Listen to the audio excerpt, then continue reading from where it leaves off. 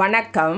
நான் கீதா அன்பழகன். இன்றைக்கி என்ன பதிவு நம்ம பார்க்க போகிறோம் அப்படின்னா, இந்த புரட்டாசி மாதத்தில் வெள்ளிக்கிழமையோடு ரேவதி நட்சத்திரமும் சேர்ந்து வருகின்ற நாளைய நாளில் நாம் பசுவிற்கு இந்த ஒரு பொருளை உணவாக தரும் பொழுது நம்முடைய முற்பிறவி கர்மா மட்டுமல்ல, இந்த பிறவியில் செய்திருக்கிற கர்மாவும் தீர்ந்து நம்முடைய எல்லா விதமான தடைகள், பணத்தடை, செல்வத்தடை, வேலையில் தடை, நம்ம முன்னேற்றத்தில் தடை, அந்த வாழ்க்கையில் ஒரு மாற்றமே இல்லை, அந்த மாதிரி நினைக்கிறவங்க அனைவரும் இதை கண்டிப்பாக செய்யணும். ஏன் இப்படி அப்படின்னா, 27வது நட்சத்திரம் கடைசி நட்சத்திரம் ரேவதி. இந்த ரேவதி நட்சத்திரம் வருகின்ற, அதுவும் புரட்டாசி மாதம், பெருமாளுடைய பாதம் என்று சொல்வோம். ஒவ்வொரு நட்சத்திரத்திற்கு ஒவ்வொரு இடமாக குறிக்கப்பட்டிருக்கும், 27 நட்சத்திரங்களும். அந்த மாதிரி இருக்கும் பொழுது இது பாதத்தில் வருகின்ற 27வது நட்சத்திரம். அது விஷ்ணுவோட மாதமாகிய புரட்டாசி மாதத்தில், அதுவும் வெள்ளிக்கிழமையில் மால்ய பட்சத்தில் ரேவதி நட்சத்திரத்தோடு வருகின்ற இன்றைய நாளில் நாம் பசுவிற்கு உணவு கொடுக்கலாம், இல்லை பசுவும் கண்ணும் ஏதாவது ஒரு அந்தணருக்கு தானமாக கொடுக்கலாம், அப்படி இல்லைன்னா கோவில் ஆலயங்களில் கொடுக்கலாம், இல்லை கோசாலையில் போய் அந்த கோசாலையில் இருக்கிற பசுவுக்கு உணவுக்கு ஏதாவது அவங்க கேட்குற மாதிரி ஏதோ புண்ணாக்கு போட்டு அந்த மாதிரி அந்த பசு உணவுக்காக ஏதாவது நீங்கள் ஒரு சிறு தொகையை கொடுத்துட்டு வரலாம், இல்லை பொருட்களாக வாங்கி கொடுக்கலாம். அந்த மாதிரி நாளைக்கு கோபூஜை செய்யலாம். இந்த மாதிரி நிறைய விஷயங்கள் நாளைக்கு பசுவுக்கு செய்யும் பொழுது, இது ஆண்டுக்கு ஒரு முறை வருகின்ற ஒரு அற்புதமான வாய்ப்பு. அதாவது ரேவதி நட்சத்திரமும் இருக்கணும், வெள்ளிக்கிழமை சுக்கிரவாரமாகவும் இருக்கணும், அந்த மால்ய பட்சத்திலும் வருது. அதுதான் ரொம்ப விசேஷம். அந்த மாதிரி நாட்கள் அமைவது ரொம்ப கடினம்.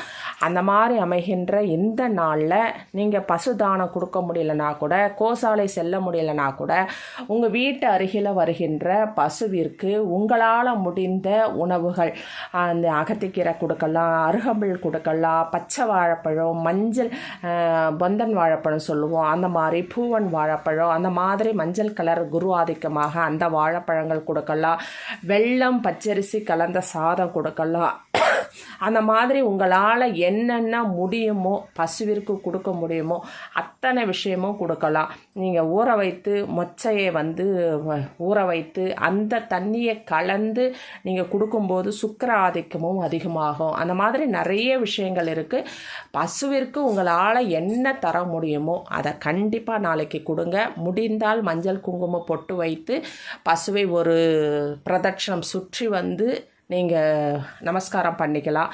முடியும் அப்படின்னு சொன்னால், முடியலன்னா பசுவிற்கு உணவாக ஏதாவது ஒரு பொருள் கண்டிப்பாக நாளைக்கு கொடுங்க. இது ஒரு அற்புதமான நாள். 33 கோடி தேவர்களுடைய ஆசீர்வாதமும் நமக்கு கிடைக்கும். இந்த பசுவிற்கு நாம் கொடுக்கும் பொழுது நம் முன்னோர்களுடைய ஆசீர்வாதமும் நமக்கு கிடைக்கும். அவர்களுக்கு ஆத்ம சாந்தி கிடைக்கும். அதனால் கண்டிப்பாக நாளைய நாளை யாரும் தவற விடாதீங்க. இது ஒரு அற்புத அமைப்பாக அமைந்திருக்கிறது. தினந்தோறும் தரலாம் வாய்ப்பிருப்பவங்க.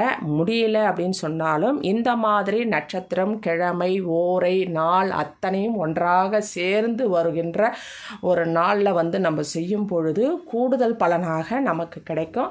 அதனால் இந்த நாளை யாரும் தவற விடாதீர்கள். பசுவிற்கு உங்களால் முடிந்த பொருட்கள், எந்த பொருளாக இருந்தாலும் பரவாயில்லை, அதற்கு ஒரு பொருள் உணவாக நீங்கள் கொடுங்க. நாளைய தினம் உங்களுடைய கர்ம பலன் குறைந்து உங்களுடைய புண்ணிய பலன் கூடி உங்கள் வாழ்க்கையில் வருகின்ற அனைத்து விதமான தடைகளையும் நீக்கி சகல சௌபாக்கியங்களும் 16 செல்வங்களையும் பெற்றுத்தரக்கூடிய ஒரு அற்புத நாளாக அமைந்திருக்கிறது. முன்னோர்களுடைய ஆசீர்வாதமும் பித்ருதோஷமும் நீக்கக்கூடியதாக அமைந்திருக்கிறது. அதனால் கண்டிப்பாக நாளைய நாளை தவற விடாதீர்கள். பசுவிற்கு ஏதாவது ஒரு உணவை கண்டிப்பாக காலை 6லிருந்து 9 மணிக்குள்ளே கொடுங்க. முடியாது அப்படின்றவங்க 1 மணிக்கு மேலே கொடுங்க. சுக்கிர ஓரை, புதன் ஓரை, சந்திர ஓரையில் கொடுக்கும் பொழுது பலன்கள் பல மடங்கு நமக்கு திரும்பி கிடைக்கும். அதனால் கண்டிப்பாக செய்யுங்க. சரிங்களா? நன்றி, வணக்கம், வாழ்க வளமுடன். இந்த வீடியோவை சப்ஸ்கிரைப் பண்ணுங்கள், ஷேர் பண்ணுங்கள், லைக் பண்ணுங்கள். தேங்க்யூ.